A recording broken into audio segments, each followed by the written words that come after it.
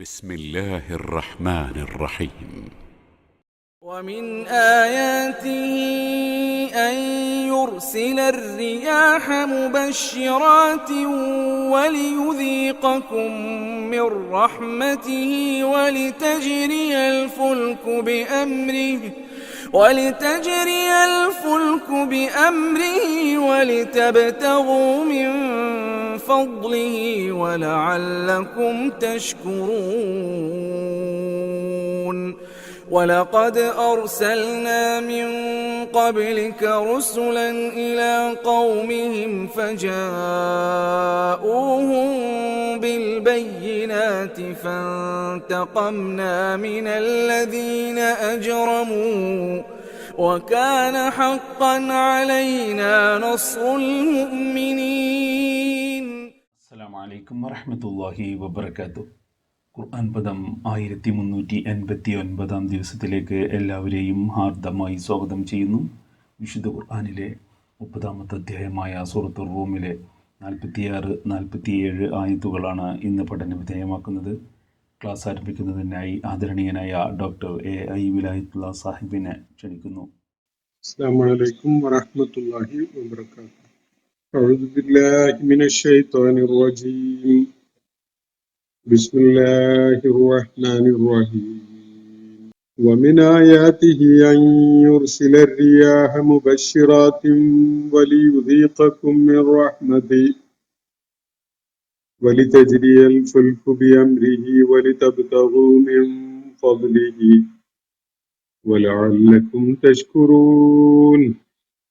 ولقد أرسلنا من قبلك رسلا إلى قومهم فجاءوهم بالبينات فانتقمنا من الذين أجرموا وكان حقا علينا نصر المؤمنين. صدق الله العلي العظيم. സൂറത്തുർ റൂമിലെ 46-47 ആയത്തുകളാണ് ഞാൻ നിങ്ങളെ കേൾപ്പിച്ചിട്ടുള്ളത്. മനുഷ്യകരങ്ങളുടെ ദുഷ്ചെയ്തികൾ കാരണമായി കരയിലും കടലിലും ഒരുപോലെ വിനാശം പൊട്ടിപ്പുറപ്പെട്ടിരിക്കുന്നു എന്ന് വ്യക്തമാക്കിയ ശേഷം ഭൂമിയിലൂടെയും ചരിത്രത്തിലൂടെയും സഞ്ചരിച്ച് ഇത്തരം വിനാശങ്ങൾ സൃഷ്ടിച്ച ആളുകളുടെ സമൂഹങ്ങളുടെ ഒടുക്കം എങ്ങനെയായിരുന്നു, അവരുടെ പരിണിതി എങ്ങനെയായിരുന്നു എന്നത് നോക്കിക്കാണുവാനും യഥാർത്ഥത്തിൽ അവരെ ആ വിധത്തിൽ വിനാശകാരികളാക്കി മാറ്റാൻ കാരണമായ അവരുടെ ജീവിത ദർശനമോ നിലപാടോ എന്തായിരുന്നുവെന്നും ശ്രദ്ധാപൂർവം മനസ്സിലാക്കാൻ വേണ്ടി നിർദ്ദേശിക്കുകയായിരുന്നു അള്ളാഹു. നമ്മൾ പഠനം പൂർത്തിയാക്കി അവസാനിപ്പിച്ച ആയത്തുകളിലായിട്ട് അതിനെ തുടർന്ന് അത്തരം വിനാശങ്ങളുടെ ആളുകളായി, കുഴപ്പങ്ങൾ ഉണ്ടാക്കുന്ന ആളുകളായി മാറാതിരിക്കുന്നതിന് എന്ത് ചെയ്യണം എന്നൊരു നിർദ്ദേശവും അല്ലാഹു നമ്മൾ കഴിഞ്ഞ ദിവസം വിശദീകരിച്ച ആയത്തുകളിലായിട്ട് വ്യക്തമാക്കുകയാണ്. അള്ളാഹുവിന്റെ പ്രവാചകനോട് അള്ളാഹു നിർദ്ദേശിച്ചത് അത് എല്ലാ സത്യവിശ്വാസികൾക്കും ബാധകമായ ഒരു നിർദ്ദേശവുമാണ്. فأقم وجهك للدين القيم من قبل أن يأتي يوم لا مرد له من الله. ഇതാണ് നൽകിയിരിക്കുന്ന നിർദ്ദേശം. തങ്ങളുടെ മുഖത്തെ താങ്കൾ ഏറ്റവും ഋജുവായ ഈ ദൈവിക മതത്തിൽ, ഈ ദൈവിക ജീവിത സരണിയിൽ ഉറപ്പിച്ചു നിർത്തുക. പ്രതിരോധമില്ലാത്ത, തടഞ്ഞു നിർത്താൻ കഴിയാത്ത ഒരു നാളിന്റെ വന്നു ചേരലിന് മുമ്പായിട്ട് വേണം അത് ചെയ്യാൻ. ആ നാളിൽ അവരൊക്കെയും തന്നെ പല സംഘങ്ങളായി വിഭജിച്ച് അല്ലെങ്കിൽ പൊട്ടിപ്പിളർന്ന വിഭാഗങ്ങളായി മാറിയിട്ടുണ്ടാകും എന്നുകൂടി അല്ലാഹു അവിടെ സൂചിപ്പിക്കുകയാണ്. ഒടുക്കത്തിൽ എന്തായാലും നിഷേധികളായ ആളുകൾക്ക് ആ നിഷേധത്തിന്റെ ഭവിഷ്യത്ത് ഏറ്റുവാങ്ങേണ്ടി വരുന്നു. സുകൃതം ചെയ്ത ആളുകൾക്ക് അവരുദ്ദേശിച്ച വിധത്തിൽ വിജയത്തിലേക്കുള്ള പാത ഒരുക്കപ്പെടുകയും ചെയ്യുന്നു എന്ന കാര്യവും അല്ലാഹു വ്യക്തമാക്കുകയുണ്ടായി. സത്യവിശ്വാസം ഉൾക്കൊണ്ട ആളുകൾക്ക്, സൽക്കർമ്മികളായ ആളുകൾക്ക് അവരർഹിക്കുന്ന ദൈവിക ഔദാര്യവും പ്രതിഫലവും ഒക്കെ നൽകപ്പെടുന്നതിന് വേണ്ടിയാണ് അല്ലാഹു ഈ സജ്ജീകരണങ്ങൾ ചെയ്തിട്ടുള്ളത് എന്നതും, നിഷേധികളെ അല്ലാഹു ഇഷ്ടപ്പെടുന്നില്ല എന്ന കാര്യവും തുടർന്ന് അല്ലാഹു വ്യക്തമാക്കുകയാണ്.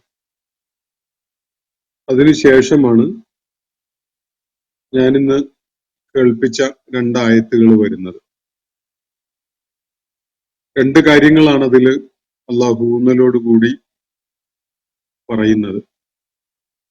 2 തരം ദൃഷ്ടാന്തങ്ങൾ അല്ലാഹു മനുഷ്യരുടെ മുന്നിൽ സമർപ്പിക്കുകയുണ്ടായിട്ടുണ്ട്. ഒന്ന്, പ്രകൃതിയിലെ അസംഖ്യം പ്രതിഭാസങ്ങളായ സമഗ്രമായി കേന്ദ്രീകൃതമായി എല്ലാറ്റിനെയും ആസൂത്രണം ചെയ്യുന്ന ഒരു റബ്ബ്, ഒരു ദൈവം അനിവാര്യമാണ് എന്ന് എല്ലാവരെയും ബോധ്യപ്പെടുത്തുന്ന പ്രാപഞ്ചിക പ്രതിഭാസങ്ങളാണ് ഈ 2 തരം ദൃഷ്ടാന്തങ്ങളിൽ ഒന്നാമത്തേത്. രണ്ടാമത്തേത്, പ്രവാചകന്മാർ അവര് ദൈവിക സന്ദേശവുമായി വന്നിട്ടുള്ള തെരഞ്ഞെടുക്കപ്പെട്ട ആളുകളാണ് എന്ന കാര്യം ബോധ്യപ്പെടുത്തുന്നതിന് വേണ്ടി ജനങ്ങളുടെ മുന്നിൽ അവതരിപ്പിക്കുന്ന ദൈവിക ദൃഷ്ടാന്തങ്ങളാണ്. ഈ 2 ദൃഷ്ടാന്തങ്ങളുടെയും പിൻബലത്തില് മനുഷ്യന് വിജയത്തിന്റെ പാത കണ്ടെത്താൻ സാധിക്കും എന്ന കാര്യമാണ് ചൂണ്ടിക്കാണിക്കപ്പെടുന്നത്. ഞാൻ ഇന്ന് വായിച്ചു വെച്ച ആയത്തുകൾ സൂക്ഷ്മമായിട്ട് നമുക്ക് വായിച്ച് മനസ്സിലാക്കാം. വമിൻ ആയാത്തിഹി, ഇതുപോലെയുള്ള തുടക്കം നമ്മൾ നേരത്തെ ഈ സൂറത്തില് പിന്നിട്ട ഭാഗത്ത് പല ആയത്തുകൾക്കും കാണുകയുണ്ടായി. വമിൻ ആയാത്തിഹി, അവന്റെ അത്ഭുതകരമായ പ്രതിഭാസങ്ങളിൽ പെട്ടതാണ്, അല്ലെങ്കിൽ അവന്റെ ആയാത്തുകളിൽ, അവന്റെ ദൃഷ്ടാന്തങ്ങളിൽ പെട്ടതാണ് റിയാഹ, അവൻ കാറ്റുകളെ അയക്കുന്നു എന്നത്. മുബശ്ശിറാത്തിൻ, സന്തോഷവൃത്താന്തം പകർന്നു നൽകുന്നവയായിക്കൊണ്ട് കാറ്റുകളെ അയക്കുന്നു എന്നത് ദൈവിക ദൃഷ്ടാന്തങ്ങളിൽ പെട്ടതാണ്. ഈ ഭൂമിയുമായി ബന്ധപ്പെട്ടുകൊണ്ടുള്ള പ്രപഞ്ച മേഖല, അതിൽ വളരെ നിർണായകമായ പല കാര്യങ്ങളും നിർവഹിക്കപ്പെടുന്നത് ഈ ഒരു പ്രതിഭാസത്തെ അടിസ്ഥാനപ്പെടുത്തിക്കൊണ്ടാണ് എന്നത് മനുഷ്യന് വളരെ പ്രാഥമികമായ ഒരു നിരീക്ഷണത്തിൽ തന്നെ മനസ്സിലാക്കാൻ സാധിക്കും. കാറ്റുകളെ നിയന്ത്രിക്കുന്നത് ആരാണ് എന്നത് മനുഷ്യൻ ആലോചിക്കേണ്ടതുണ്ട്. ആലോചിക്കാതിരിക്കുമ്പോൾ നമുക്ക് ഒരുപക്ഷെ തോന്നുക കാറ്റുകള് തോന്നിയ പോലെ അലക്ഷ്യമായി എവിടുന്നോ എങ്ങോട്ടോ നീങ്ങിക്കൊണ്ടിരിക്കുന്ന വായു മാത്രമാണ് എന്നതായിരിക്കും. പക്ഷെ കൃത്യമായ ആസൂത്രണം ഉള്ള വിധത്തില് പ്രവർത്തനക്ഷമമാവുന്ന ഒരു പ്രതിഭാസമാണ് കാറ്റ് എന്നത് സൂക്ഷ്മമായിട്ട് നിരീക്ഷിക്കുമ്പോഴാണ് നമുക്ക് മനസ്സിലാവുക. പിന്നിട്ട ഏതാനും ദിവസങ്ങളിൽ നമ്മൾ വേനൽ മഴ ലഭിച്ചിരുന്ന ആളുകളാണ്. ഇന്നലെ കാലാവസ്ഥാ നിരീക്ഷണ കേന്ദ്രത്തിന്റെ വെളിപ്പെടുത്തൽ മൺസൂൺ തുടങ്ങിക്കഴിഞ്ഞു എന്ന വിധത്തിലുള്ളതാണ്. വേനൽ മഴയും മൺസൂണും ഒന്നല്ല എന്നതാണ് കാലാവസ്ഥാ നിരീക്ഷണ കേന്ദ്രങ്ങളുടെ ഈ വെളിപ്പെടുത്തലുകൾ വ്യക്തമാക്കുന്നത്. വേനൽ മഴയ്ക്ക് കാരണമാവുന്ന കാറ്റും അതുപോലെയുള്ള സാഹചര്യങ്ങളുമല്ല മൺസൂൺ മഴയ്ക്ക് കാരണമാകുന്ന പ്രതിഭാസങ്ങൾ. അതിൻ്റെയൊക്കെ പുറകില് വളരെ കൃത്യമായ ചില ആസൂത്രണങ്ങളും ചരടുവലികളും ഉണ്ട് എന്നത് കാണാൻ കഴിയും. കാലാവസ്ഥാ നിരീക്ഷണ കേന്ദ്രങ്ങൾ അതിനെക്കുറിച്ചൊക്കെ പഠിച്ച് ചില വെളിപ്പെടുത്തലുകൾ മുൻകൂട്ടി നമുക്ക് നൽകുന്നു എന്നത് മാത്രമാണ് അവരുടെ ഇടപെടൽ. അതിൽ കാറ്റിനെ അയക്കുന്നത് അവരല്ല, കാറ്റിന്റെ ഗതിയോ ദിശയോ നിർണയിക്കുന്നത് അവരല്ല, മറിച്ച് കാറ്റിനെ കൃത്യമായ ചില നിർദ്ദേശങ്ങൾ നൽകി പറഞ്ഞയക്കുന്നത് പടച്ചതമ്പുരാനാണ്. അതിനൊരു വ്യവസ്ഥ അവൻ വെച്ചിട്ടുണ്ട്. വളരെ പൗരാണികമായ കാലത്ത് സുലൈമാൻ അലൈഹിസ്ലാമുമായി ബന്ധപ്പെട്ടുകൊണ്ടുള്ള വിവരണങ്ങളിൽ പോലും വിശുദ്ധ ഖുർആൻ അദ്ദേഹത്തിന് വളരെ വിദൂരതയിലേക്ക് എത്താൻ കാറ്റുകൊണ്ട്, കാറ്റിന്റെ സഹായത്തോടു കൂടി വളരെ വിദൂരതയിലേക്ക് എളുപ്പത്തിൽ വേഗത്തിൽ എത്താനുള്ള സൗകര്യം ചെയ്തു കൊടുത്തതും കാറ്റുകളെ അദ്ദേഹത്തിന് കീഴ്പ്പെടുത്തി കൊടുത്തതും ഒക്കെ ഖുർആൻ സൂചിപ്പിക്കുന്നുണ്ട്. നമുക്കൊക്കെ തന്നെ അള്ളാഹു ചില അർത്ഥത്തില് ചില നിലക്ക് കാറ്റുകളെ കീഴ്പ്പെടുത്തി തന്നിരിക്കുകയാണ്. അതുകൊണ്ടാണ് കാറ്റുകളെ നമുക്ക് പ്രയോജനകരമായ വിധത്തില് നമുക്ക് കാണാൻ സാധിക്കുന്നത്. ഇതേ കാറ്റുകൊണ്ട് വലിയ വിനാശം ഉണ്ടാക്കാൻ സാധിക്കും. അതിശക്തമായ വിധത്തിൽ കാറ്റടിച്ച് വീശി വലിയ അമ്പരചുംബികളായ കെട്ടിടങ്ങളെ പോലും നിലംപരിശാക്കുന്ന സംഭവങ്ങൾ നമ്മൾ എത്രയോ കാണുകയും വായിക്കുകയൊക്കെ ചെയ്യുന്നുണ്ട്. ഈ കാറ്റിനെ അടിസ്ഥാനപ്പെടുത്തിക്കൊണ്ടാണ് കടലില് കപ്പല് സഞ്ചരിച്ചിരുന്നത്. മനുഷ്യന്റെ യാത്രക്ക് സൗകര്യമൊരുക്കിയിരുന്നത് ഈ കാറ്റുകളാണ്. അതുപോലെ വേറെയും വളരെ പ്രാധാന്യമുള്ള പല കാര്യങ്ങളും കാറ്റുകൾ മുഖേന നിർവഹിക്കപ്പെടുന്നുണ്ട്. അള്ളാഹു ഇവിടെ മക്കയിലെ ആളുകളുടെ മുന്നിൽ വിശേഷിച്ച് പറയുന്നത് ഈ കാറ്റുകള്, പല വിധത്തിൽ നമ്മൾ അനുഭവിക്കുന്ന ഈ കാറ്റുകള് പടച്ചതമ്പുരാന്റെ ദൃഷ്ടാന്തങ്ങളിൽ പെട്ടതാണ് എന്നതാണ്. അള്ളാഹുവിന്റെ ഓരോ ദൃഷ്ടാന്തവും അവനെ ബോധ്യപ്പെടുത്തി തരാനുള്ളതാണ്, അവന്റെ സാന്നിധ്യം അറിയിക്കാനുള്ളതാണ്, അവന്റെ മഹത്വം ബോധ്യപ്പെടുത്താനും വെളിപ്പെടുത്താനും ഒക്കെ ഉള്ളതാണ്. വമിൻ ആയാത്തിഹി, പടച്ചതമ്പുരാന്റെ ദൃഷ്ടാന്തങ്ങളിൽ പെട്ടതാണ് മയ്യുർസില റിയാഹ, കാറ്റിനെ അവൻ അയക്കുന്നു എന്നത്, മുബശ്ശിറാത്തിൻ, സന്തോഷ വൃത്താന്തം നൽകുന്നവയായിക്കൊണ്ട്. മഴയുടെ ആഗമനത്തെക്കുറിച്ച്, കാലാവസ്ഥയിലെ മാറ്റവും കടുത്ത വേനൽ ചൂടിന് മാറ്റം വരുത്തിക്കൊണ്ട് കുളിരും തണുപ്പും ഒക്കെ അനുഭവിക്കാൻ കഴിയുന്ന സുഖകരമായ ഒരു കാലാവസ്ഥയുടെ വരവിനെ കുറിച്ച് ഒക്കെ സന്തോഷ വാർത്ത അറിയിക്കുന്ന വിധത്തിലാണ് കാറ്റുകൾ എത്തുന്നത്.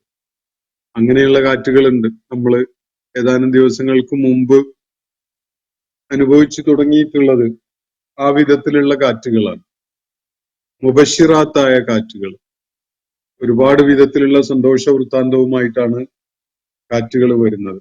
കാലാവസ്ഥയിലെ മാറ്റം, നമുക്ക് അനുഭവപ്പെടാൻ പോകുന്ന കുളിരും തണുപ്പും അതുപോലെയുള്ള കംഫർട്ടബിളായ അവസ്ഥയും, ഭൂമിയിൽ മഴ വർഷിക്കും എന്ന സന്തോഷ വൃത്താന്തം, മഴയെ തുടർന്ന് ചെടികളും മരങ്ങളും ഒക്കെ തളിർത്തു വരുന്നതും ജീവജാലങ്ങൾക്കൊക്കെ തന്നെയും ആശ്വാസവും ലഭിക്കുന്ന ഒരവസ്ഥയൊക്കെ സംജാതമാവുന്നത്, വലിയ ഫലസമൃദ്ധിക്ക് കാരണമാവുന്നത്, അങ്ങനെ തുടങ്ങി ഒരുപാട് കാര്യങ്ങള് ഈ കാറ്റിന്റെ ആഗമനം നമുക്ക് സന്തോഷ വാർത്തയായിട്ട് തരുന്നുണ്ട്.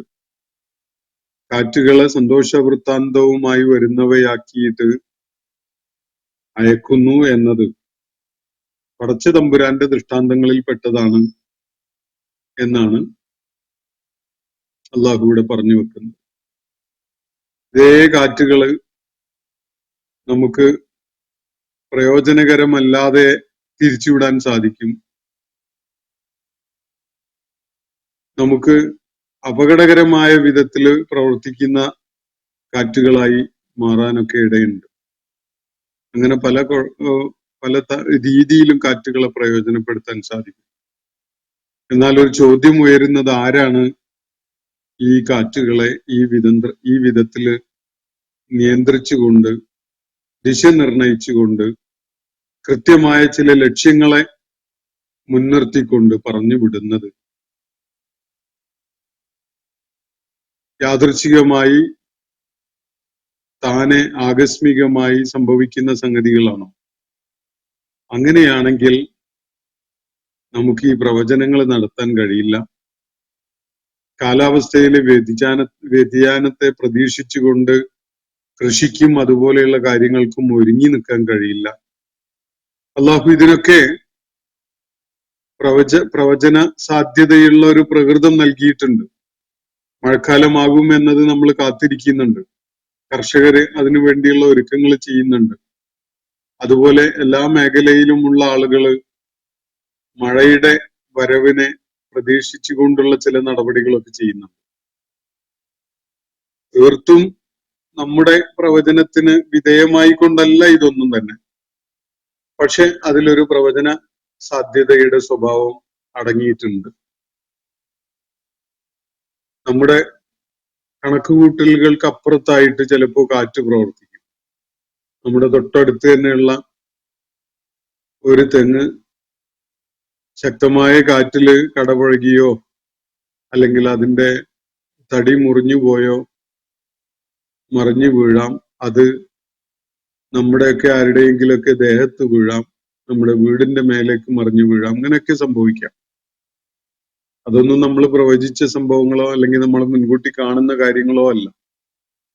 എന്നാൽ പ്രവചന സാധ്യതയുള്ള ചില കാര്യങ്ങളും കാറ്റുമായി ബന്ധപ്പെട്ടുകൊണ്ടുണ്ട്. ഇത് കാണിക്കുന്നത് കാറ്റുകളുടെ നിയന്ത്രണം അവയെ കൈകാര്യം ചെയ്യുന്നതിനുള്ള ഒരു സംവിധാനമൊക്കെ ഇവിടെ ഉണ്ട് എന്ന കാര്യമാണ്. പടച്ചതമ്പുരാൻ എന്നൊരു അസ്തിത്വം, ഈ പ്രപഞ്ചത്തിന് ഒരു നാഥൻ, അതിന്റെ മുഴുവൻ കാര്യങ്ങളെയും നിയന്ത്രിച്ചു കൊണ്ടിരിക്കുന്ന ഒരുവൻ എന്ന ഒരു കാര്യം നമുക്ക് കൃത്യമായി ബോധ്യപ്പെടാൻ ഈ കാറ്റിന്റെ ചലനത്തെയും രീതിയെയും ഒക്കെ നിരീക്ഷിച്ചാൽ മതി. കാറ്റുകൾക്ക് മേഘങ്ങളുടെ ചലനഗതി, അതുപോലെ പർവ്വതങ്ങൾക്ക് മേഘങ്ങളുടെ ചലനഗതിയുള്ളത് ഖുർആൻ ഒരിടത്ത് സൂചിപ്പിക്കുന്നുണ്ട്. ഇവിടെ അല്ലാഹു അവന്റെ വിശിഷ്ടമായ ദൃഷ്ടാന്തങ്ങളിൽ പെട്ടതാണ് കാറ്റുകളെ അവൻ സന്തോഷവൃത്താന്തവുമായിട്ട് പറഞ്ഞയക്കുന്നു എന്നാണ് പറയുന്നത്. എന്തിനാണത്? വലി യുദീഖക്കും മിർ റഹ്മതിഹി, അവന്റെ കാരുണ്യത്തിൽ നിന്ന് ചിലതൊക്കെ നിങ്ങളെ രുചിപ്പിക്കുന്നതിന് വേണ്ടിയാണ്, നിങ്ങൾ അനുഭവിപ്പിക്കുന്നതിന് വേണ്ടിയാണ്. ദൈവിക കാരുണ്യത്തിൽ ചിലത്. കാറ്റ് നമുക്ക് പല തലത്തിലും ദൈവിക കാരുണ്യമായി, അനുഗ്രഹമായി അനുഭവപ്പെടും. കാറ്റ് കൊള്ളുന്നത് തന്നെ ചിലപ്പോഴൊക്കെ അല്ലെങ്കിൽ മിക്കപ്പോഴും നമുക്ക് ഒരു വലിയ കംഫർട്ടബിൾ ആയ അനുഭവമാണ്. കാറ്റ് കൊള്ളാൻ വേണ്ടി കടൽ തീരങ്ങളിൽ പോയിരിക്കുന്ന ആളുകളുണ്ട്, അല്ലെങ്കിൽ കുന്നുംപുറത്തൊക്കെ പോയിരിക്കുന്ന ആളുകളുണ്ട്, വീടിന്റെ ടെറസുകളിൽ കയറിയിരിക്കുന്നവരുണ്ട്. അപ്പോ അതിലൊരു ആസ്വാദനവും അനുഭൂതിയും മനുഷ്യന് അനുഭവിക്കുന്നുണ്ട്. അതുപോലെ കാറ്റിന്റെ പ്രവർത്തനം കാരണമായി മനുഷ്യന് ആവശ്യമായ വിഭവങ്ങൾ ഉൽപ്പാദിപ്പിക്കപ്പെടുന്നുണ്ട്, പഴവർഗ്ഗങ്ങൾ ഉണ്ടായി വരുന്നുണ്ട്. അല്ലെങ്കിൽ അതുപോലെയുള്ള ബന്ധപ്പെട്ട കാര്യങ്ങൾ ഇവിടെ നടക്കുന്നുണ്ട്. അപ്പോ ദൈവിക അനുഗ്രഹങ്ങളുടെ ചില സംഗതികള്, ചില അംശങ്ങള് അവരെ ആസ്വദിപ്പിക്കുന്നതിന്, അവരെ രുചിപ്പിക്കുന്നതിന് വേണ്ടിയാണത്. വലി തജ്രിയൽ ഫുൽക്കു ബി അംരി, അതേപോലെ അള്ളാഹുവിന്റെ കൽപ്പന പ്രകാരം കപ്പല് സഞ്ചരിക്കുന്നതായി മാറാൻ വേണ്ടിയാണ്. കടലില് കപ്പലിന്റെ സഞ്ചാരം കാറ്റുകളെ മാത്രം ആശ്രയിച്ചു കൊണ്ടുണ്ടായിരുന്ന ഒരു കാലം സമീപകാലം വരെ ഉണ്ടായിരുന്നു. യന്ത്രവൽകൃതമായിട്ടുള്ള കപ്പലുകളും ബോട്ടുകളും ഒക്കെ പ്രയോജനപ്പെടുത്തപ്പെടാൻ തുടങ്ങിയിട്ട് പതിറ്റാണ്ടുകളെ ആവുന്നുള്ളൂ. അതുവരെയുള്ള ദീർഘമായ കാലം കാറ്റിനെ ആശ്രയിച്ചുകൊണ്ടുള്ള പായക്കപ്പലുകളുടേതായിരുന്നു എന്നത് നമുക്ക് വിസ്മരിച്ചുകൂടാ. ഇപ്പോഴും എത്ര തന്നെ യന്ത്രങ്ങള് നമ്മൾ കപ്പലിൽ ഘടിപ്പിക്കുന്നുണ്ടെങ്കിലും അനുകൂലമായ കാറ്റാവുമ്പോഴേ അതിന് നമ്മൾ ഉദ്ദേശിച്ച ദിശയിലേക്ക് പോകാൻ സാധിക്കുകയുള്ളൂ. അനുകൂലമല്ലാത്ത, വളരെ പ്രതികൂലമായ ശക്തമായ കാറ്റാണ് ഉണ്ടാകുന്നതെങ്കിൽ, ആ കാറ്റിനെതിരെ ആണ് നമുക്ക് പോവേണ്ടതെങ്കിൽ, അങ്ങനെ പോകാൻ ശ്രമിക്കുകയാണെങ്കിൽ കപ്പല് കടലിൽ മറിഞ്ഞു പോകും, ചെരിഞ്ഞു പോകും. ഇപ്പൊ കഴിഞ്ഞ ദിവസം കൊച്ചിയിലെത്തിയ ഒരു കപ്പല് വലിയ അപകടകരമായ അല്ലെങ്കിൽ വിനാശകരമായ പല വസ്തുക്കളുമായിട്ട് വന്ന കപ്പലിന് കടലിൽ ചെരിഞ്ഞൊരവസ്ഥയുണ്ടായി എന്നത് നമ്മൾ പത്രങ്ങളിൽ കാണുകയുണ്ടായി. അപ്പോ കാറ്റ് നമുക്ക് അനുകൂലമല്ല എങ്കിൽ പഴയ കാലത്ത് യാത്ര സാധ്യമല്ല. നമ്മുടെ കാലത്ത് അനുകൂലമായ കാറ്റിന് പകരം നമുക്ക് പ്രയാസം സൃഷ്ടിക്കുന്ന തരം കാറ്റാണെങ്കിൽ യന്ത്രവൽകൃതമായതുകൊണ്ടൊന്നും കാര്യമില്ല. കപ്പല് അതിന്റെ പ്രയാണം സാധിക്കാതെ വഴിമുടങ്ങി പോവുകയോ മറിയുകയോ ഒക്കെ ചെയ്യും. അപ്പൊ കാറ്റുകളെ ഇന്നും നമ്മൾ ആശ്രയിക്കുന്നുണ്ട് എന്നാണ് അത് സൂചിപ്പിക്കുന്നത്. ചലിക്കാൻ കാറ്റുകൾ നമുക്ക് ഒരു പക്ഷേ അത്ര അനിവാര്യമായിട്ട് വന്നോളണമെന്നില്ല. പക്ഷെ ചലനത്തിന്റെ ദിശ നിർണയിക്കുന്നതിൽ തീർച്ചയായിട്ടും കാറ്റിനൊരു പങ്ക് ഇന്നും നമുക്ക് ഉണ്ട്. അത് പരിഗണിച്ചേ പറ്റൂ. വലി തജ്രിയൽ ഫുൽക്കു ബി അംരിഹി, അവന്റെ കൽപ്പന പ്രകാരം കപ്പലുകൾ സഞ്ചരിക്കുന്നതിന് വേണ്ടി. അതുപോലെ വലി തബ്തഗൂ മിൻ ഫദ്ലിഹി, അള്ളാഹുവിന്റെ വിവിധങ്ങളായ അനുഗ്രഹങ്ങള്, വിവിധങ്ങളായ ഭൗതിക ജീവിത വിഭവങ്ങള് തേടുന്നതിന് വേണ്ടി. നിങ്ങൾക്ക് ജീവിത വിഭവങ്ങളും ജീവിതാവശ്യത്തിന് വേണ്ട സാധന സാമഗ്രികളും ഒക്കെ കണ്ടെത്തി നിങ്ങളുടെ പ്രദേശങ്ങളിൽ ലഭ്യമാക്കാൻ സാധിക്കുന്നത് യാത്രകളിലൂടെയാണ്, കച്ചവട യാത്രകളിലൂടെയാണ്. കച്ചവട യാത്രകൾക്ക് കാറ്റിനെ ആശ്രയിക്കേണ്ടതുണ്ട്. അതുകൊണ്ട് നിങ്ങൾ അള്ളാഹുവിന്റെ ഫദ്ല് തേടി പോകുന്നതിന് വേണ്ടി നിങ്ങൾക്ക് കാറ്റ് ആവശ്യമുണ്ട് എന്നാണ് അള്ളാഹു കൂടെ സൂചിപ്പിക്കുന്നത്. വലഅല്ലക്കും തഷ്കുറൂൻ, അതേപോലെ നിങ്ങളൊക്കെയും അള്ളാഹുവിനോട് ഉള്ളവരായി മാറുന്നതിന് വേണ്ടി കൂടിയാണ്. കാറ്റ് അനുഭവിച്ചു പോയാൽ പോരാ, അതുകൊണ്ട് പ്രയോജനങ്ങൾ നേടിയാൽ പോരാ.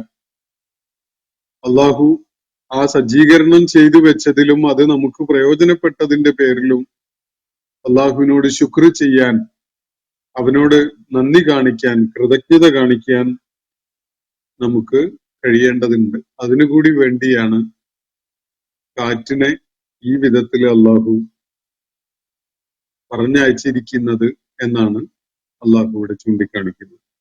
പടച്ച തമ്പുരാന്റെ വളരെ അത്ഭുതകരമായ ഒരു ദൃഷ്ടാന്തം തന്നെയാണ് കാറ്റ് എന്നാണ് ഇവിടെ സൂചിപ്പിക്കപ്പെട്ടിട്ടുള്ളത്. ആരാണ് ഈ കാറ്റിനെ സൃഷ്ടിച്ചു വിടുന്നത്? ആരാണ് അതിന്റെ ദിശ നിർണയിക്കുന്നത്? ആരാണ് അതിന്റെ ശക്തി നിർണയിക്കുന്നത്? ഇതൊന്നും തന്നെ മനുഷ്യന്റെ നിയന്ത്രണത്തിലുള്ള കാര്യമല്ല. എന്നാൽ അവയ്ക്ക് നിയന്ത്രണമില്ലേ? നിയന്ത്രണം ഉള്ളത് കൊണ്ട് മാത്രമാണ് നമുക്ക് ഭൂമുഖത്ത് ജീവിതം സാധ്യമാകുന്നത്. നിയന്ത്രിതമായ വിധത്തിലാണ് കാറ്റ് ഭൂമിയിൽ നമുക്ക് ലഭിക്കുന്നത്. അപൂർവമായി കാറ്റ് കുറച്ച് കനത്തതായി മാറുമ്പോൾ കാറ്റ് നിയന്ത്രണാതീതമായ കാറ്റായി മാറുന്നു എന്ന് നമ്മൾ ആശങ്കിക്കുകയാണ്. പക്ഷെ അപ്പോഴും ഒരു നിയന്ത്രണം ഉണ്ട് എന്നതാണ് നമ്മളെ ബോധ്യപ്പെടുത്തിക്കൊണ്ടിരിക്കുന്ന ഒരു കാര്യം. അപ്പോ അങ്ങനെയുള്ള കാറ്റുകളെ അള്ളാഹു ഇങ്ങനെ അയച്ചുകൊണ്ടിരിക്കുന്നു എന്നത് അള്ളാഹുവിന്റെ അത്ഭുതകരമായ ദൈവിക പ്രതിഭാസങ്ങളിൽപ്പെട്ടതാണ്, ദൃഷ്ടാന്തങ്ങളിൽപ്പെട്ടതാണ് എന്നാണ് അള്ളാഹു ഇവിടെ വ്യക്തമാക്കുന്നത്. അതുപോലെ അതിനോട് ചേർത്ത് അള്ളാഹു ഒരു കാര്യം കൂടി പറയുകയാണ്. വലഖദ് അർസൽനാ മിൻ ഖബ്ലിക റസൂല, പ്രവാചകരെ താങ്കൾക്ക് മുമ്പും നാം ദൂതന്മാരെ നിയോഗിച്ച് അയച്ചിട്ടുണ്ട്. വലഖദ് അർസൽനാ മിൻ ഖബ്ലിക റസൂല, എങ്ങോട്ടാണ് അയച്ചിട്ടുള്ളത്? ഇലാ ഖൗമിഹിം, അവരോരോരുത്തരുടെയും സമൂഹങ്ങളിലേക്ക്. ഓരോ ദൂതനും അള്ളാഹു നിശ്ചയിച്ച ഒരു ഭൂപ്രദേശമുണ്ട്, ഒരു സമൂഹമുണ്ട്. ആ സമൂഹത്തിലേക്ക്, ആ ഭൂപ്രദേശത്തേക്കാണ് നിയോഗിച്ച് അയക്കപ്പെടുന്നത്. ഫജാഊഹും ബിൽ ബയ്യിനാത്ത്, അങ്ങനെ ആ ദൂതന്മാര് ആ സമൂഹങ്ങളിലേക്ക് വന്നിട്ടുള്ളത് വളരെ വ്യക്തതയുള്ള ദൃഷ്ടാന്തങ്ങളുമായിട്ടാണ്, ബയ്യിനാത്തുമായിട്ടാണ് ആ ദൂതന്മാര് വന്നിട്ടുള്ളത്. ബയ്യിനത്ത് എന്ന് പറഞ്ഞാൽ ഒരു വിശദീകരണം ആവശ്യമില്ലാത്ത അത്രയും വ്യക്തതയുള്ള, അള്ളാഹുവിന്റെ അസ്തിത്വത്തെ ബോധ്യപ്പെടുത്തി തരുന്ന ദൈവിക ദൃഷ്ടാന്തങ്ങളാണ്. അത്തരം ദൃഷ്ടാന്തങ്ങളുമായിട്ടാണ് പ്രവാചകന്മാര്, ദൂതന്മാര് വരുന്നത്. ഒട്ടും മുകളില് കാറ്റിനെ അയക്കുന്നു എന്നത് അള്ളാഹുവിന്റെ വളരെ പ്രാധാന്യമുള്ള ഒരു ദൃഷ്ടാന്തമായിട്ട് അള്ളാഹു പറഞ്ഞല്ലോ. അത് പ്രകൃതിയിൽ അള്ളാഹു വെച്ചിട്ടുള്ള, അള്ളാഹുവിനെ ബോധ്യപ്പെടാനുള്ള ദൃഷ്ടാന്തമാണെങ്കിൽ എല്ലാ സമൂഹങ്ങളിലേക്കും ദൂതന്മാരെ ദൈവിക ദൃഷ്ടാന്തങ്ങളുമായിട്ട് അള്ളാഹു അയച്ചിരിക്കുന്നു എന്നും പറയുന്നുണ്ട്. രണ്ട് ദൃഷ്ടാന്തങ്ങൾ ചേർന്നു വരുമ്പോ പൂർണ്ണമായ ഒരു ബോധം, ഒരു ധാരണ, ഒരു ജ്ഞാനം മനുഷ്യന് ലഭിക്കും. പ്രകൃതിയിലുള്ള ദൃഷ്ടാന്തങ്ങളെ പ്രവാചകന്മാർ കൊണ്ടുവന്ന ദൃഷ്ടാന്തങ്ങളുമായി ചേർത്ത് വെക്കുമ്പോൾ അവന്റെ അറിവ് തികവാർന്നതായി മാറും. ആബ്സല്യൂട്ട് ആയിട്ടുള്ള സത്യം തിരിച്ചറിയാൻ അവന് സഹായകമാവുന്ന ഒരു കാര്യമായിട്ട് അത് മാറും.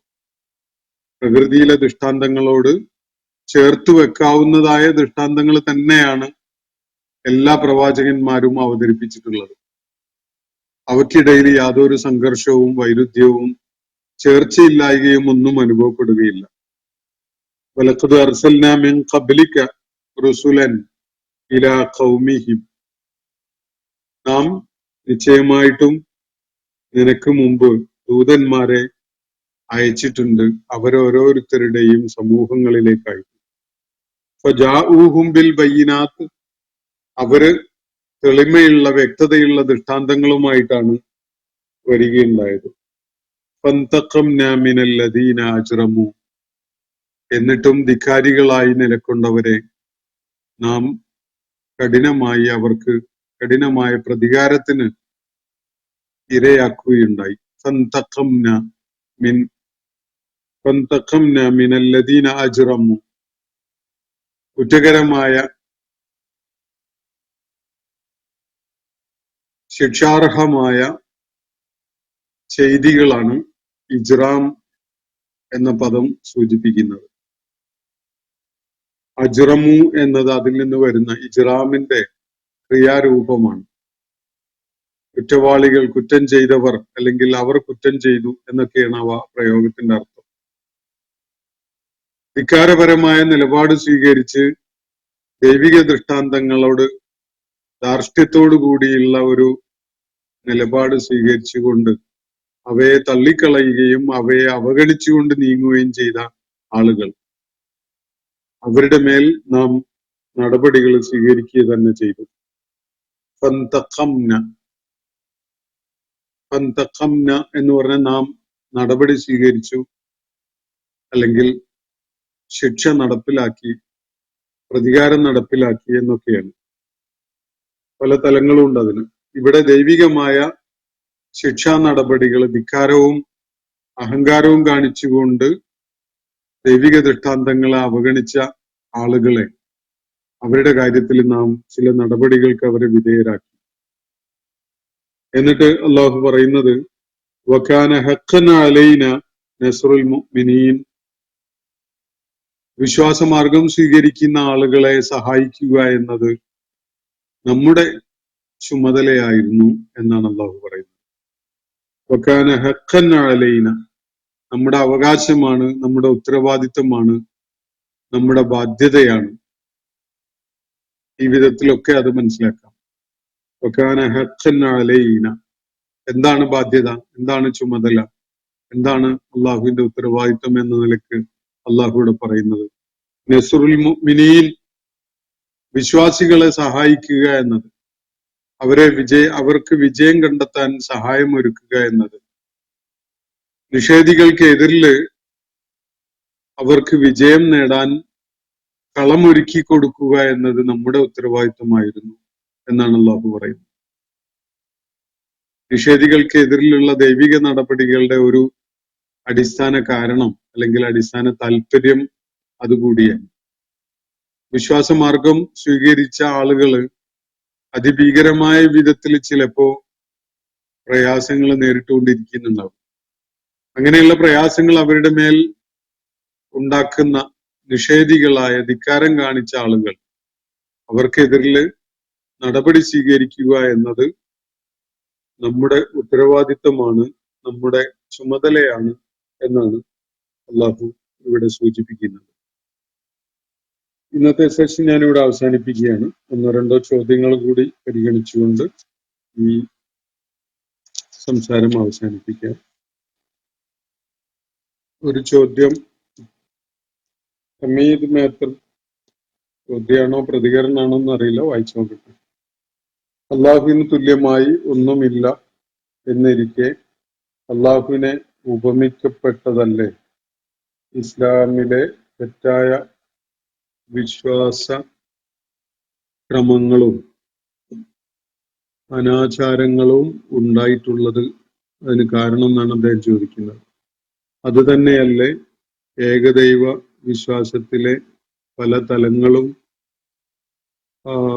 ഉണ്ടായി മനുഷ്യരെ വിഭജിക്കപ്പെട്ടിരിക്കുന്നതിന് കാരണം എന്നാണ് ഹമീദ് മേത്തർ ചൂണ്ടിക്കാണിക്കുന്നത്. അത് അള്ളാഹുവിനുള്ള മസല് എന്ന വിധത്തിലുള്ള ഒരു പ്രയോഗം ഒരായത്തിൽ വന്നിട്ടുണ്ടായിരുന്നു. അള്ളാഹുവിനുള്ള ഉപമ എന്ന് ഞാൻ അർത്ഥം പറയുകയുണ്ടായിട്ടുണ്ട്. അതിന് യഥാർത്ഥത്തിൽ ആ പദത്തിന്റെ ആ കോണ്ടെക്സ്റ്റിലുള്ള അർത്ഥം ഉപമ എന്നത് മാത്രമല്ല, അള്ളാഹുവിന്റെ ഗുണവിശേഷണങ്ങൾ എന്ന അർത്ഥത്തിലും അത് വിശദമാക്കപ്പെട്ടിട്ടുണ്ട്. ഈ ഉപമ എന്നത് ഒരു കാര്യം വ്യക്തമാകുന്നതിന് വേണ്ടി അള്ളാഹു ഉപയോഗിക്കുന്ന ചില ഒരു വിവരണത്തിന് വേണ്ടി, കാര്യങ്ങൾ വ്യക്തമാകുന്നതിന് വേണ്ടിയുള്ള ഒരു വിവരണ ശൈലിയുടെ ഭാഗമായിട്ട് വരുന്ന സംഗതിയാണ്. അത് കാര്യം മനസ്സിലാക്കാൻ വേണ്ടി വെളിപ്പെടുത്തി പറയുന്ന ഒരു സംഗതിയാണ്. അത് പലർക്കും അള്ളാഹുവിനോടൊപ്പം പലരെയും പങ്കാളികളായി കാണാൻ ഉള്ള പ്രേരണയാകാൻ വേണ്ടിയുള്ളതല്ല. അത് ആ നിലക്ക് പ്രേരിപ്പിക്കുന്നതുമല്ല. ഇത് ഏതെങ്കിലും മടയന്മാരായ ആളുകൾക്ക് വേണ്ടി അവതരിപ്പിക്കപ്പെട്ടിരിക്കുന്ന ഒരു സംഗതിയോ അല്ലല്ലോ. കാര്യങ്ങളെ വായിച്ച് ആലോചിച്ച് മനസ്സിലാക്കാൻ വേണ്ടിയാണ്. അള്ളാഹു തന്നിരിക്കുന്ന ബുദ്ധി പ്രയോജനപ്പെടുത്താനോ അതിലൂടെ യാഥാർത്ഥ്യം ഉൾക്കൊള്ളാനോ ഒക്കെ വേണ്ടിയിട്ടാണ് കാര്യങ്ങൾ വിവരിക്കപ്പെടുന്നത്. ആളുകള് പാതി മാത്രം മനസ്സിലാക്കി അല്ലെങ്കിൽ ഭാഗികമായിട്ട് മാത്രം മനസ്സിലാക്കിയിട്ട് തീരുമാനങ്ങളിലേക്കും നിലപാടുകളിലേക്കും ഒക്കെ പോവുകയാണെങ്കിൽ ചിലപ്പോ തെറ്റായ വഴികളിലേക്കൊക്കെ പോയിന്ന് വരും. ഖുർആൻ തന്നെ ചിലയിടത്ത് സൂചിപ്പിക്കുന്നുണ്ടല്ലോ, അവനുദ്ദേശിക്കുന്നവരെ ഈ ഖുർആൻ മുഖേന അവന് സന്മാർഗത്തിലാക്കുന്നു. അതേപോലെ തന്നെ വേറെ ചിലരെ ഈ ഖുർആൻ കാരണമായിട്ട് ലലാലത്തിലേക്ക് പോകാനും വിടുന്നു എന്നുള്ളത്. അത് ഓരോരുത്തരും സ്വീകരിക്കുന്ന നിലപാടും നയവും ഒക്കെ അനുസരിച്ചിരിക്കും. കാര്യങ്ങളെ വേണ്ട വിധം മനസ്സിലാക്കി ഉൾക്കൊണ്ടുകൊണ്ട് സത്യമാർഗം സ്വീകരിക്കാൻ സന്നദ്ധരാവുന്നവരാണ് അത് പ്രയോജനപ്പെടുത്തുന്നവർ.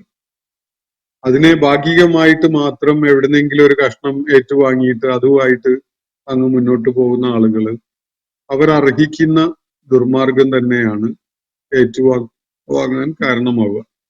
അത് വിശുദ്ധ ഖുർആന്റെ ഒരു കുഴപ്പമായിട്ട് കാണണ്ട. അത് അള്ളാഹു ഇവിടെ നടത്തിയിരിക്കുന്ന വിവരണങ്ങളും താരതമ്യങ്ങളും ഉപമകളും ഒന്നും കാരണമായിട്ടുള്ളതല്ല. ആളുകള് അള്ളാഹു നൽകിയ ബുദ്ധി പ്രയോജനപ്പെടുത്തിയിട്ട് ആലോചിക്കാൻ കൂട്ടാക്കാത്തത് കൊണ്ടും അവരുടെ ചില ഒളിപ്പിച്ചു വെച്ച താല്പര്യങ്ങൾ കാരണവുമായിട്ടാണ് അതുണ്ടായിട്ടുള്ളത് എന്നത് കാണാൻ സാധിക്കും. ഒരാള് ഒരു കാര്യം മനസ്സിലാക്കാത്ത, അതിനുള്ള ബുദ്ധിപരമായ കഴിവില്ലാതെ മനസ്സിലാകാത്തതിന്റെ പേരിൽ മാത്രമായിട്ട് വഴികേടിലാവൂല. അയാൾക്ക് വേറെ ചില ഒളിപ്പിച്ചു വെച്ച താല്പര്യങ്ങളും കൂടി ഉണ്ടാവും. ആ താല്പര്യങ്ങൾക്ക് മുൻതൂക്കം ലഭിക്കുമ്പോഴാണ് ബുദ്ധി പ്രവർത്തിക്കേണ്ടാവുക. ശരിയായ താല്പര്യങ്ങൾ എന്താണെന്നുള്ളത് മനസ്സിലാക്കാൻ കൂട്ടാക്കാതെ അയാൾക്ക് പിടുത്തം കിട്ടിയ ഒരു സംഗതിയിൽ അങ്ങനെ പിടിച്ചു നിന്ന് അതിൽ തർക്കിക്കുകയും വാദഗതികൾ ഉന്നയിക്കുകയൊക്കെ ചെയ്യുന്ന ആളുകളായിട്ട് മാറുക. അതുകൊണ്ടാണ് ചില ഹിഡനായ താല്പര്യങ്ങൾ അവർക്കുണ്ടാവും. ഹിഡനായ താല്പര്യങ്ങൾ ഇല്ലാത്തവര് ഓപ്പൺ ആയിട്ടാണ് കാര്യങ്ങളെ സമീപിക്കുക. സത്യം എന്താണോ അതാണ് എനിക്ക് വേണ്ടത് എന്നൊരു നിലപാട് അത്തരം ആളുകൾ സ്വീകരിക്കും. അതുകൊണ്ട് ഇവിടെ ഒരാളും വഴികേടിലാവരുത് എന്ന വാശിയോടുകൂടിയൊന്നുമല്ല അള്ളാഹു കാര്യങ്ങൾ അവതരിപ്പിച്ചിട്ടുള്ളത്. അങ്ങനെയാണെങ്കിൽ മുഴുവൻ മനുഷ്യരെയും മൃഗങ്ങളൊക്കെ പോലെ അള്ളാഹു നിശ്ചയിച്ച ഒരു വിധത്തിൽ മാത്രം നീങ്ങാൻ കഴിയുന്നവരായിട്ട് സൃഷ്ടിച്ചാൽ മതിയായിരുന്നു. അങ്ങനെയല്ല. മനുഷ്യരില് ആലോചനാശേഷി പ്രയോജനപ്പെടുത്തിക്കൊണ്ട് സത്യം കണ്ടെത്തി അവര് സന്മാർഗികളായി മാറട്ടെ എന്നതാണ് അള്ളാഹുവിന്റെ തീരുമാനം. അതില് സത്യസന്ധത കാണിക്കാതെ കാര്യങ്ങളെ സമീപിക്കുന്ന ആളുകൾക്ക് നിങ്ങൾ സൂചിപ്പിച്ച വിധത്തിലുള്ള പല വഴികേടുകളും സംഭവിച്ചു എന്ന് വരും.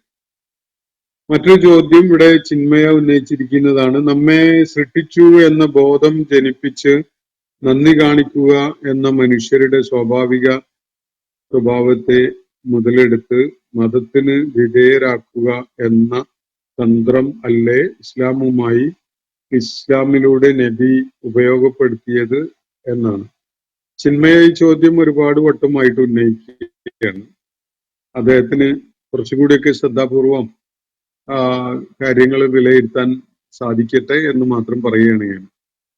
മുഹമ്മദ് നബി സല്ലല്ലാഹു അലൈഹി വസല്ലം അത്തരം താല്പര്യത്തോടു കൂടിയാണ് ഇതൊക്കെ ചെയ്തതെങ്കിൽ ഏറ്റവും ചുരുങ്ങിയത് അദ്ദേഹത്തിന്റെ ദൗത്യ നിർവഹണത്തിന്റെ അവസാന ഘട്ടത്തിലെങ്കിലും അത് വ്യക്തിപരമായി അദ്ദേഹത്തിന് പ്രയോജനപ്പെടുന്ന എന്തെങ്കിലും ഒന്നായി മാറണ്ടേ? അങ്ങനെ ഒന്ന് അദ്ദേഹം ലക്ഷ്യം വെക്കണ്ടേ? അങ്ങനെ വല്ലതും ഉണ്ടായോ? നിങ്ങള് നമ്മുടെ പൊതുരാഷ്ട്രീയത്തിലുള്ള പല ആളുകളെയും മനസ്സിൽ കണ്ടുകൊണ്ട് നബി സല്ലല്ലാഹു അലൈഹി വസല്ലമയെ അളക്കരുത്. രാഷ്ട്രീയത്തിൽ പ്രവർത്തിക്കുന്ന പലരും ഇങ്ങനെ കുപ്പായം റെഡിയാക്കി നിൽക്കുകയാണ്. പലർക്കും കുപ്പായം അണിയാൻ അവസരം കിട്ടാതെ പോകുന്നു എന്നത് വേറെ കാര്യം. പക്ഷെ എല്ലാവർക്കും ചില സ്വപ്നങ്ങളൊക്കെ ഉണ്ട്, അല്ലെ? അങ്ങനെ എന്ത് സ്വപ്നമാണ് അള്ളാഹുവിന്റെ പ്രവാചകൻ അദ്ദേഹത്തിന്റെ ദൗത്യ നിർവഹണ കാലഘട്ടത്തിൽ നിങ്ങൾക്ക് അദ്ദേഹവുമായി ബന്ധപ്പെട്ടുകൊണ്ട് കാണാൻ സാധിച്ചിട്ടുള്ളത് എന്നത് നിങ്ങളൊന്ന് ആലോചിച്ചിട്ട് ഒരു തീരുമാനത്തിലേക്ക് സ്വയം എത്തിക്കോളൂ. മറ്റൊരു ചോദ്യം, നമ്മെ സൃഷ്ടിച്ചു പരിപാലിച്ചു എന്നൊക്കെയുള്ള തെളിവില്ലാത്ത അവകാശവാദങ്ങൾ ഉയർത്തി മനുഷ്യരെ അറബി ഗോത്ര സംസ്കാരത്തിന് വഴിപ്പെടുത്തി അവരെ സ്വന്തം സ്വാർത്ഥ താല്പര്യങ്ങൾക്ക് ഉപയോഗിച്ച് ഇപ്പോഴും ഉപയോഗിക്കുന്നു എന്നതല്ലേ വാസ്തവം എന്നാണ്. ഈ ചോദ്യം ഒരുപാട് തവണ അദ്ദേഹം ചോദിച്ചിട്ടുള്ളതാണ്. അതുകൊണ്ട് അതിന് പലതവണ മറുപടിയും പറഞ്ഞിട്ടുള്ളതാണ്. അത് വീണ്ടും ഞാൻ ആവർത്തിക്കുന്നില്ല. ഇനി ഹമാസിന്റെ സ്വന്തം നേതാക്കൾ തന്നെ തങ്ങളുടെ പ്രവൃത്തികൾ തെറ്റായി എന്ന് പറഞ്ഞിട്ടുണ്ട് എന്നാണ് ചിന്മയ ഇവിടെ പറയുന്നത്. ഹമാസിന്റെ നേതാക്കൾ അങ്ങനെ പറഞ്ഞിട്ടില്ല എന്നാണ് ഞാൻ മനസ്സിലാക്കുന്നത്. പലസ്തീനിലെ ചില വിഭാഗങ്ങൾ, മഹ്മൂദ് അബ്ബാസിന്റെ ഒക്കെ പോലെയുള്ള ആളുകള് ഈ പോരാട്ടമൊക്കെ അവസാനിപ്പിച്ച് ഇസ്രായേലിന്റെ നേതൃത്വവുമായി കോംപ്രമൈസ് ആയിട്ടൊക്കെയുള്ള ആളുകളുണ്ട്. അത്തരം ആളുകള് അങ്ങനെയൊക്കെയുള്ള വർത്തമാനം പറയുന്നുണ്ടാവും. അല്ലാതെ പോരാട്ട രംഗത്തുള്ള ഫലസ്തീനികള്, വിശേഷിച്ച് ഹമാസിനെ പിന്തുണക്കുന്ന വിഭാഗങ്ങളൊന്നും തന്നെ അങ്ങനെ പറഞ്ഞിട്ടില്ല എന്നതാണ് ഞാൻ മനസ്സിലാക്കിയിട്ടുള്ളത്. അപ്പോ ഇന്നത്തെ സെഷൻ ഇവിടെ അവസാനിക്കുകയാണ്. വാഖിറു ദഅ്വാന അനിൽ ഹംദുലില്ലാഹി റബ്ബിൽ ആലമീൻ. അസ്സലാമു അലൈക്കും വറഹ്മത്തുള്ളാഹി വബറകാതുഹു. ഇന്നത്തെ ഖുർആൻ പദം ഇവിടെ സമാപിക്കുന്നു. ഖുർആൻ പഠനത്തിൽ പങ്കെടുത്ത എല്ലാവർക്കും അല്ലാഹു അർഹമായ പ്രതിഫലം നൽകി അനുഗ്രഹിക്കട്ടെ. വആഖിറു ദഅ്വാന അനിൽ ഹംദുലില്ലാഹി റബ്ബിൽ ആലമീൻ. അസ്സലാമു അലൈക്കും വറഹ്മത്തുള്ളാഹി വബറകാതുഹു.